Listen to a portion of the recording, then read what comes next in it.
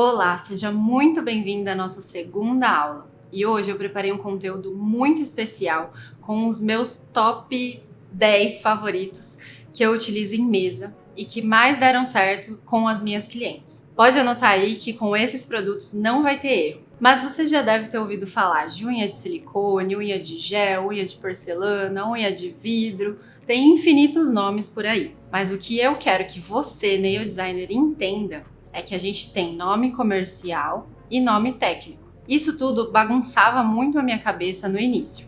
Mas então eu entendi que as marcas começam a lançar esses nomes para conseguir vender melhor o serviço. Mas a gente, como profissional, precisa entender o que é técnica, o que é produto e o que é venda comercial. Quando você está apresentando esse material para sua cliente, você não precisa falar que você está usando um preparador, um desidratador, um pó acrílico X, porque ele vem não sei da onde. Tudo isso não interessa para a cliente. Interessa para você, que é a profissional que está utilizando. Você já parou para pensar que com cabelo é quase a mesma coisa? A gente ouve falar de escova marroquina, escova japonesa, escova X. Tudo isso tem o mesmo objetivo, que é alisar o cabelo. O que muda é o produto e a técnica. Esses nomes a gente inventou só para vender um produto diferente para cliente. Nas unhas é a mesma coisa. Quando esses produtos chegaram no Brasil, pouquíssimas empresas trabalhavam com esse mercado. Então foi muito difícil de a gente conseguir adaptar todo esse conhecimento para o nosso mercado brasileiro. Primeiro porque muitos profissionais não tinham como acessar esse conhecimento no mercado. Segundo porque o investimento era muito alto. Então ninguém queria ensinar a manicure como ela deveria vender aquele serviço, como ela deveria apresentar aquele serviço para cliente. Por isso é muito importante que você consiga entender qual é o objetivo que aquela cliente buscou o seu serviço e que você consiga explicar para ela qual é a diferença entre eles. Assim, você consegue criar uma conexão com a sua cliente, passar uma confiança, ela vai perceber que você buscou conhecimento também e que você sabe do que você está fazendo. Tudo isso faz com que você consiga alinhar as expectativas da sua cliente e consiga entregar um resultado satisfatório, que é aquilo que ela estava esperando e buscando. Ai, mas Kati, sempre tem um produto novo, sempre tem uma técnica nova no mercado. Sim, o que você precisa entender é que o nosso mercado está em constante crescimento, ele está expandindo. E as indústrias nunca vão parar de criar produtos novos. Mas eu quero que você aprenda e entenda a observar e analisar se aquilo faz realmente sentido para você. Se você precisa realmente aprender outra técnica, se aquela técnica vai ajudar o seu trabalho, ou se você vai simplesmente encher a sua prateleira de produto e no final não vai usar nada. Conseguir comparar uma técnica com a outra, saber entender se aquilo é benefício ou malefício, se tem ponto positivo, ponto negativo, tudo isso vai fazer com que você consiga analisar aquela técnica e se vai trazer realmente alguma diferença para a mesa da cliente. Você não precisa saber todas as técnicas, principalmente no início. A gente começa, treina, faz, não fica bom, e aí a gente começa a se desesperar e buscar outra técnica e a gente vai atrás de outro material. Eu preciso que você mantenha a calma, comece a treinar, comece a entender o passo a passo.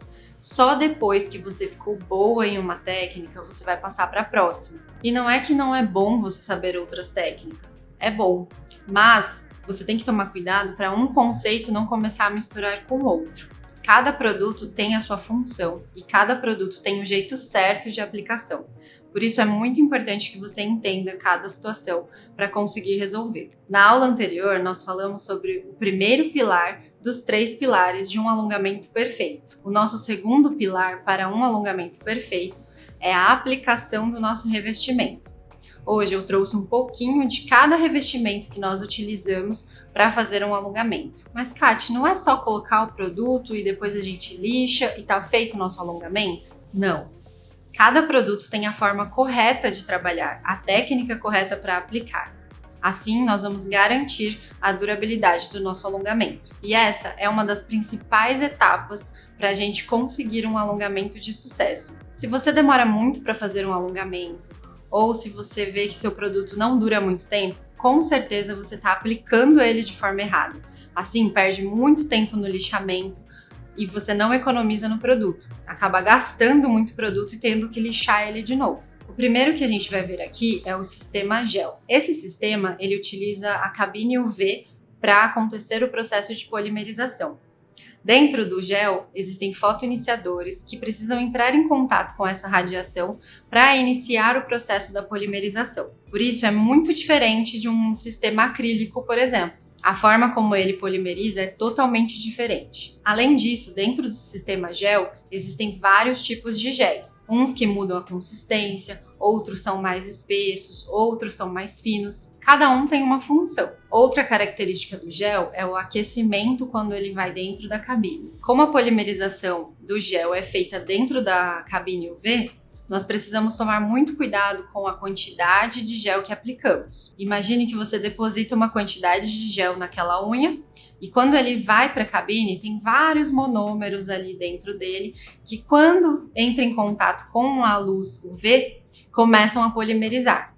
Dependendo dessa quantidade, a reação química que acontece pode ser tão rápida que a cliente acaba sentindo muita dor. Ah, mas tem gel que esquenta, tem gel que não esquenta, tem uns que esquentam mais, outros menos. E é aqui que a química entra. Dentro daquele potinho existem vários componentes que podem diferenciar a formulação. Nós temos polímeros, monômeros, fotoiniciadores, inibidores, pigmentos. Tudo isso cada marca desenvolve como gostaria. A marca X, por exemplo, pode ter mais fotoiniciador do que a marca Y, e assim sucessivamente. Por isso você percebe essa diferença na reação química. Depende muito da formulação dela para a gente obter o resultado. Um outro sistema que existe há mais tempo no mercado é o sistema acrílico. Ele foi o primeiro sistema a ser desenvolvido para o mercado de unhas. Nós temos um líquido e um pozinho que quando misturamos, aplicamos na unha e conseguimos construir o alongamento. O acrílico seca por evaporação. Então, quando a gente mistura os dois produtos, já inicia o processo de polimerização e assim ele vai até o fim. No líquido monômero, nós vamos encontrar catalisadores. São eles que controlam a velocidade dessa reação, dessa polimerização. Já nos polímeros, que é o pozinho, nós vamos encontrar vários monômeros revestidos por peróxido de benzoíla, que é um iniciador. Esse iniciador é sensível ao calor. Diferente do sistema gel, que tem um fotoiniciador, precisa ser ativado pela luz, lá no sistema acrílico nós temos um iniciador que é sensível ao calor. Então, quando começa a esquentar, é quando ele começa a ser ativado. Por isso, é muito importante que você consiga controlar bem os produtos. No caso do acrílico, quando você não consegue controlar a quantidade de líquido com a quantidade correta de pó, você pode ter uma reação muito rápida ou uma reação muito devagar. E isso dificulta o processo de polimerização. Pode interferir tanto na quebra dos produtos, na secagem deles. Tudo isso faz com que o nosso resultado seja modificado. E resultados inesperados podem ocorrer com qualquer pessoa. A diferença aqui é quando você sabe o que está acontecendo de errado para conseguir reverter o processo e encontrar a solução correta. Não simplesmente ficar tentando. Agora nós vamos falar do sistema poligel. Esse é o melhor dos dois mundos.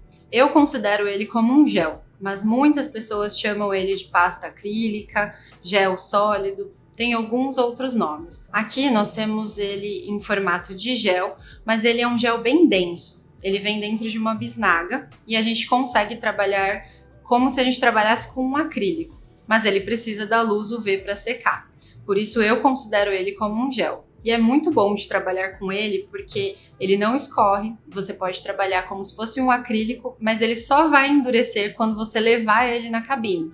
Então você tem um tempo maior para conseguir trabalhar com ele. Agora que você já tem todo esse conhecimento e já sabe quais são os tipos de revestimentos que existem no mercado para criar um alongamento, nós vamos entrar no nosso terceiro pilar para um alongamento perfeito. Esse terceiro pilar é o lixamento, é o nosso acabamento. Em toda a minha jornada, eu tive diversas experiências, várias fases da minha vida, mas aonde eu consegui virar minha chave foi quando eu percebi que se eu não tivesse o conhecimento correto, eu perderia muito tempo com o que realmente é essencial. Muitas, mas muitas pessoas já falaram para mim que a experiência com o alongamento foi ruim, Várias delas relatam que demoraram 3, 4 horas às vezes para fazer um serviço. E ali eu percebia que era incômodo tanto para cliente quanto para profissional. E eu não estou falando de profissionais que começaram agora, porque isso é normal. No começo a gente vai demorar mesmo até colocar o passo a passo em prática. Mas depois você precisa reduzir esse tempo de atendimento. Depois de tanto treinar, você precisa fazer a conta para ver quanto tempo você está levando em cada etapa. Não é normal você levar 3, 4 horas para fazer um serviço, porque raciocina comigo. Se um dia da gente tem 24 horas e a gente gasta mais ou menos 8, 10 horas ali para trabalhar, você vai conseguir atender 2 clientes no máximo por dia. E colocando na ponta do lápis quanto tempo você gasta e quanto tempo isso te custa, essa conta nunca vai fechar. Qual o valor que você vai precisar cobrar dessa cliente para realmente ter lucro? E o terceiro pilar, que é o lixamento técnico, é perfeito para a gente conseguir encerrar a nossa aula. Você já deve ter ouvido falar dele, mas você sabe realmente executar um lixamento técnico? Eu preciso te falar que ele depende muito dos outros 2 pilares. Se você não conseguir fazer a preparação correta dessa unha e não conseguir aplicar o produto da forma correta, seu lixamento técnico não vai ser bem executado. Isso porque o acabamento depende muito de como foi preparada aquela unha para a gente conseguir fazer o deslizamento da lixa corretamente. E outro erro que eu vejo por aí é que o pessoal costuma construir o alongamento no lixamento. A construção do nosso formato, ela se dá na aplicação do produto. Por isso, é muito importante que você consiga aplicar o produto de forma correta e dar o acabamento perfeito para o seu alongamento.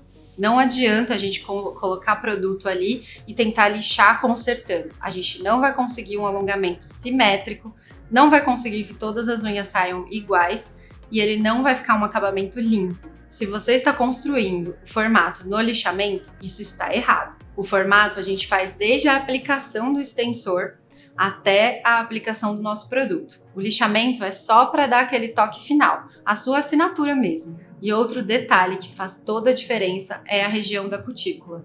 Se você deixa o produto encostar na cutícula, se você não fez o afastamento correto com as brocas corretas, você não vai conseguir com que o seu produto chegue próximo da região da cutícula e fique com um acabamento delicado. Eu sei que é muito conteúdo teórico e por isso eu preparei uma aula prática, uma live ao vivo para fazer junto com vocês. Essa live é amanhã. Eu vou tirar todas as dúvidas e vou mostrar todas as etapas do meu alongamento junto com vocês. A minha equipe vai disponibilizar o link da nossa live de amanhã no grupo do WhatsApp. Já manda suas dúvidas lá também. Já deixa ativado o lembrete do YouTube e já compartilha também com aquelas suas amigas que querem ter sucesso na nossa carreira. E se prepara que amanhã tem uma surpresa muito interessante e imperdível. Espero vocês até lá!